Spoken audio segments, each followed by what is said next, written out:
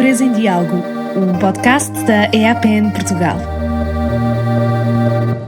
Olá, seja bem-vindo ao 5º episódio do podcast A Pobreza em Diálogo, um podcast onde abordamos a pobreza, as suas raízes e também formas de a combater. Neste episódio proponho falarmos do papel das empresas no combate à pobreza. Mas antes de mais, e como já é apanágio neste podcast, vou lançar um dado estatístico. Segundo o último relatório do Observatório Nacional da Luta contra a Pobreza, em 2021 diminuiu o fosso entre os rendimentos mais altos e os mais baixos. Mas ainda assim os 10% mais ricos em Portugal ganham em média 8,5 vezes mais do que os 10% mais pobres.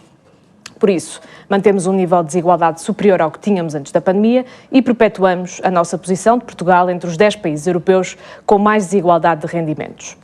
É com isto em mente, com este dado, que proponho falarmos então da responsabilidade das empresas. Um chavão, este é um chavão que ouvimos muitas vezes nas notícias, não é? Vamos perceber e mergulhar nele, percebê-lo, e também proponho falarmos do equilíbrio dos rendimentos como melhor proposta para a eliminação da pobreza na economia, ou para melhorar a economia e tentar eliminar a pobreza. Vou passar a apresentar o meu painel. Desde já agradeço por estarem aqui. O Miguel Pavão vem da Rede Europeia Antipobreza. Tenho também a Inês Azeredo Queiro, vice-diretora executiva da Fundação Vasco Vieira de Almeida, e ainda a Carmen Pamplona, aqui ao meu lado, que representa o Conselho Local de Cidadãos do Porto da EAPN Portugal.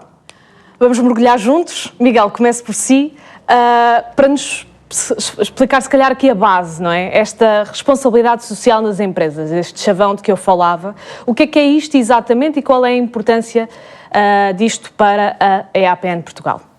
A responsabilidade social das empresas não é propriamente um tema novo.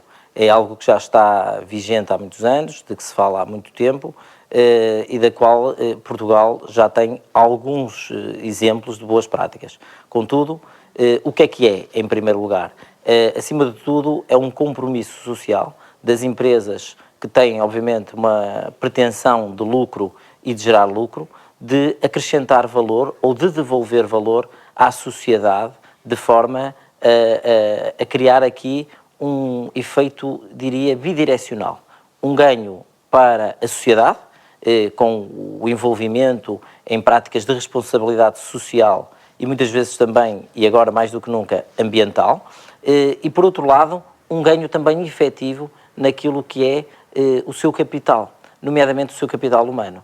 Ou seja, o que é que eu quero dizer com isto? Muitas vezes, com a aposta na responsabilidade social empresarial, as empresas também saem a ganhar. Saem a ganhar como? Como os seus colaboradores, ao envolverem-se em dinâmicas, em atividades de responsabilidade social, em práticas de voluntariado, em conhecerem uma situação, como por exemplo lidar com uma comunidade em risco de pobreza, conseguem muitas vezes elas próprias perceber que têm uma relação muito importante e têm aqui um papel muito preponderante para acrescentar valor naquilo que é o seu dia-a-dia e o seu cotidiano nas suas empresas. E isto faz com que estes recursos humanos saiam muitas vezes mais motivados, tenham muitas vezes mais tolerância no seu trabalho, tenham espírito de grupo naquilo que é a liderança das suas equipas. Por isso, a responsabilidade social das empresas, eu diria que faz bem a todos. Faz bem à sociedade, faz bem às próprias empresas e, no fundo, todos ganhamos com ela. O que é importante também salientar? É que esta responsabilidade social das empresas não pode ser só por impulsos. Tem que ser feita de uma forma sistematizada, de uma forma a acompanhar também o crescimento das próprias organizações e não é só, diria, nos momentos de celebração. Imaginemos num dia de uma efeméride em que a responsabilidade social da empresa diz dá-me jeito de fazer isto. Não, tem que haver um compromisso, eu diria quase um apadrinhamento de uma causa de uma empresa. Gostava só agora de dar aqui uma nota sobre esta questão das desigualdades. Como é que isto se consegue? Consegue-se com empresas capacitadas, fortes e robustas. Só para termos uma noção, Portugal, neste espectro económico, tem também algumas fragilidades. Nós temos empresas com mais de 250 trabalhadores em Portugal, são apenas 0,1% das empresas em Portugal. Isto corresponde a 1.440 empresas, a número total de empresas que temos é 1.500.000 empresas. Ou seja, estamos a falar de 0,1% das empresas. Sim, temos um tecido económico maioritariamente de pequenas e médias empresas. Pequenas e microempresas. E isto dificulta muito. Porquê? Porque é óbvio que a responsabilidade social corporativa tem que ter alguma dimensão. Isto não significa que uma pessoa numa só empresa não possa também envolver-se numa comunidade, mas para aquilo que é processos de responsabilidade social e corporativa, nós temos que ter empresas robustas com políticas de responsabilidade social empresarial.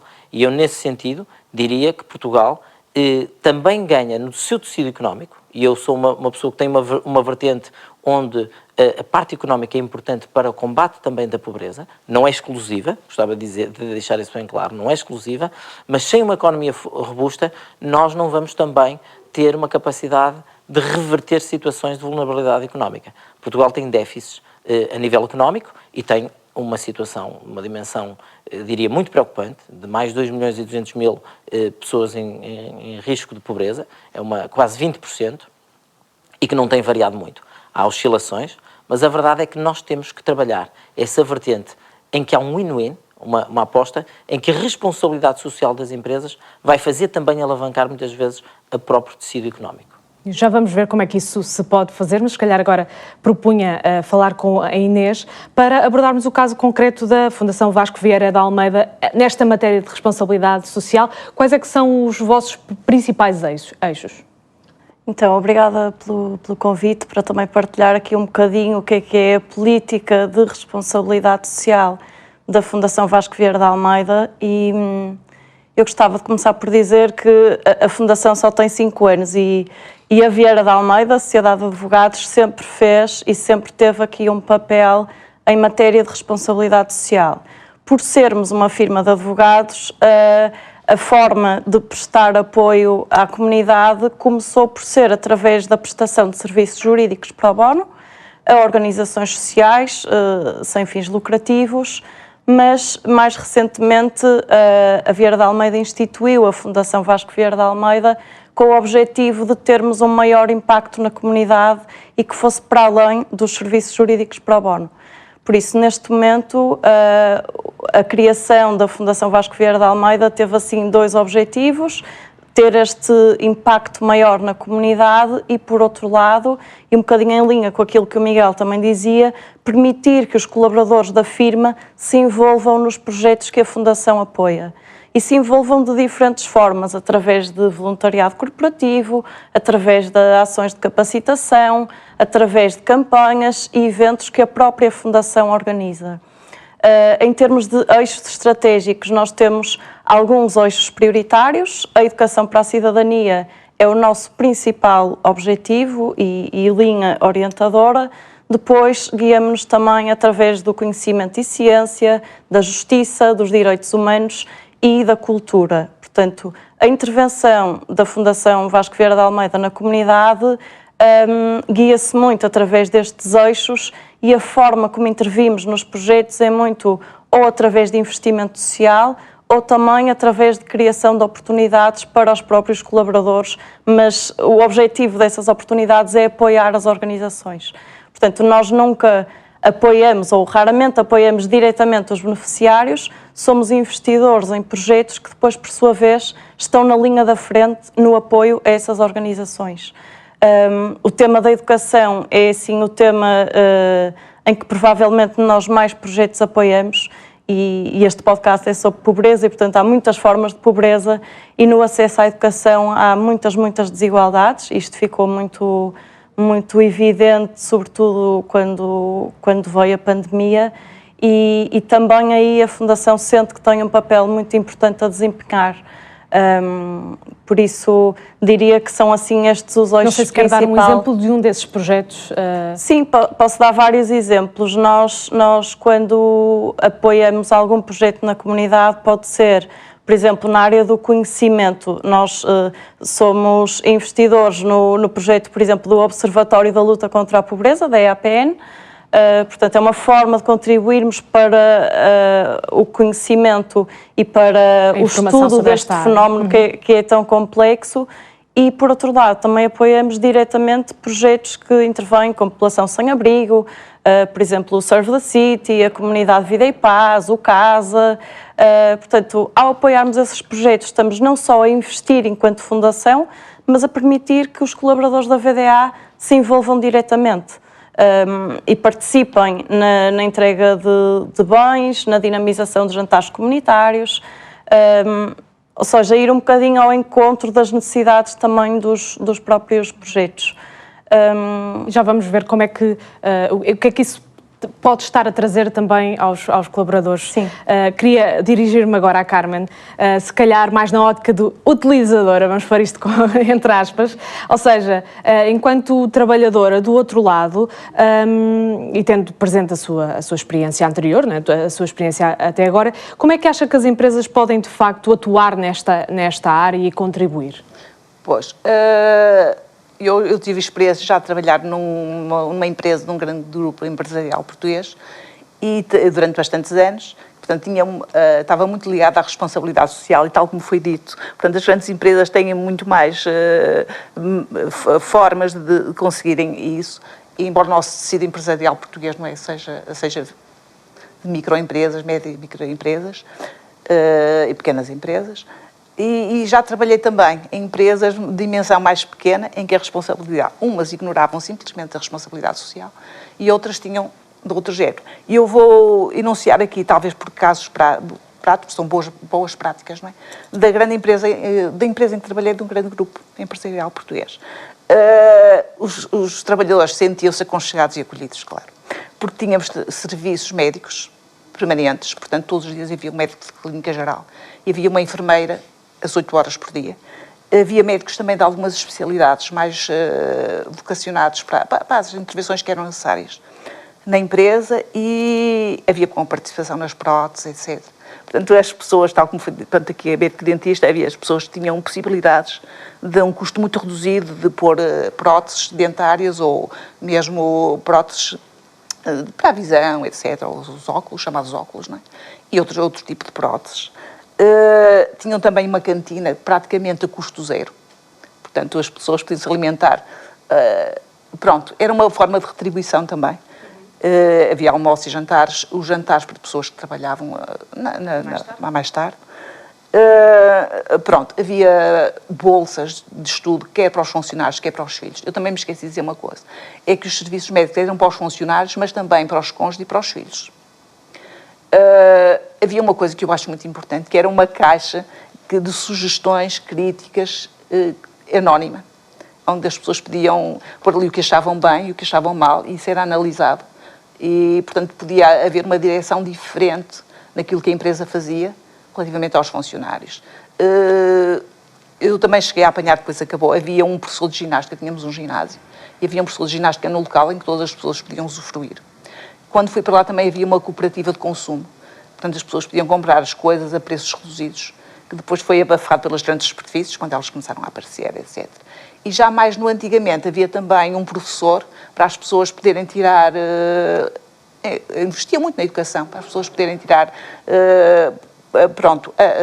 a sua licenciatura, ou o secundário, ou quarta classe. Quer fazer alguns níveis... Alguns níveis escolares, de escolaridade. Pronto, e depois havia também uma responsabilidade em termos ambientais. Já agora para falar, também tem a ver com os funcionários, porque eles orgulhavam-se de trabalhar naquela empresa. Era aproveitamento das águas pluviais, as lamas que saíam, portanto, da parte da produção, serviam como fertilizante para a agricultura e eram cedidas a custo zero, desde que as fossem buscar.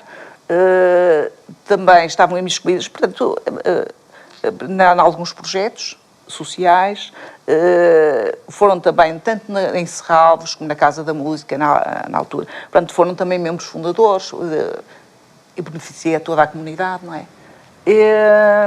Portanto, uma panóplia de formas de ajudar as pessoas se sentirem aconchegadas, queridas, valorizadas em casa.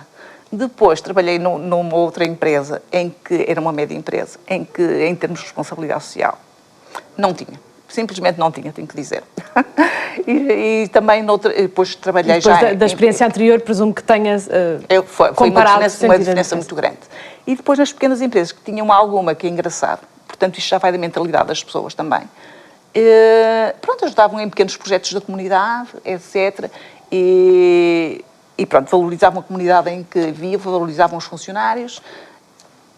E pronto, eu acho que isso que era bom, que são boas práticas. Fazia a diferença para os funcionários. Exato. Eu queria perguntar-vos também se consideram que, já foi aqui um bocadinho abordado, não é? Por causa do próprio tecido económico em Portugal, mas se consideram que já existe esta mentalização da cultura efetiva da responsabilidade social e o que é que o país pode fazer para aumentar? Miguel. Começo eu. Normalmente são as senhoras, mas tudo bem. Eu diria o seguinte, eu acho que está melhor, mas há muito a fazer para essa responsabilidade social corporativa crescer e este envolvimento das empresas, das maiores às mais pequenas. E nesse sentido eu gostava só de reportar o seguinte, a primeira vez que eu conheci o conceito de responsabilidade social não foi em Portugal, foi nos Estados Unidos em 2008.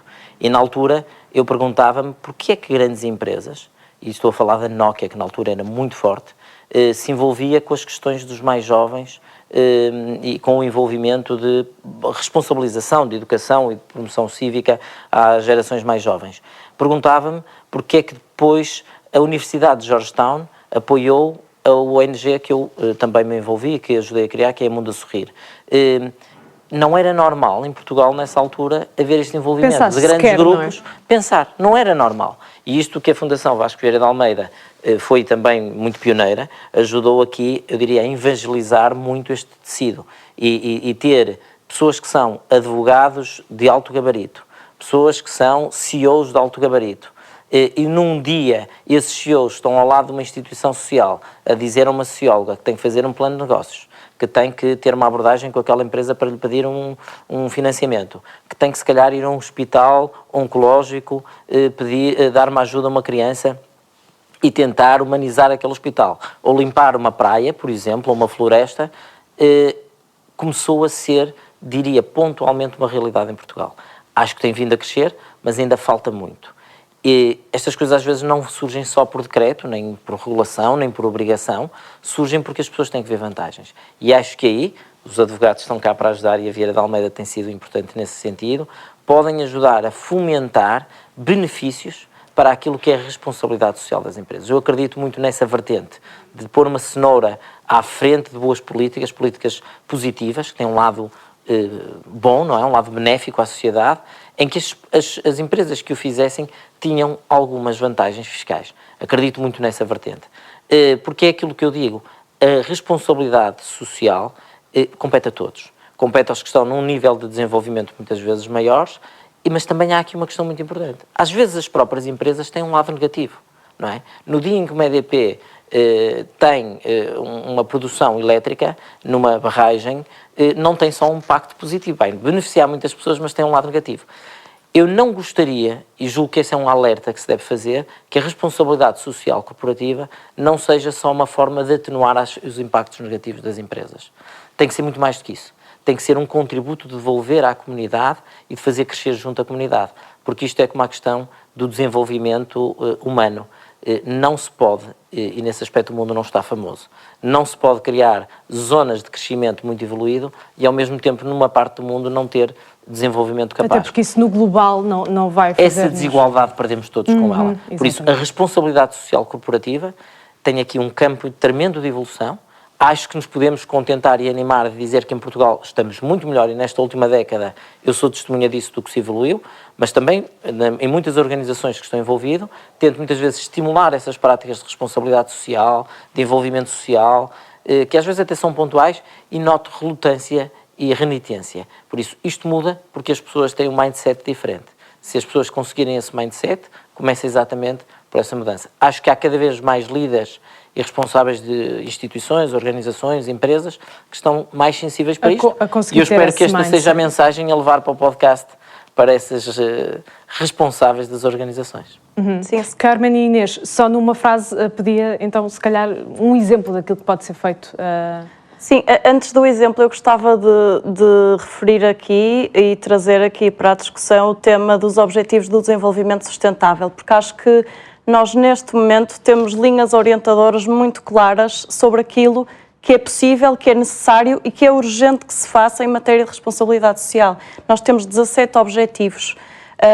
E se cada empresa olhar para dentro do seu negócio e perceber exatamente onde é que pode intervir e quais são os objetivos do desenvolvimento sustentável em que pode atuar de forma prioritária, acho que aí já há uma intervenção direta e muito importante. Claro que quando falamos de responsabilidade social, eu também partilho da opinião que a responsabilidade social começa por ser uma responsabilidade individual de eu como cidadã e ter esse papel, ter essa preocupação, ter essa participação cívica.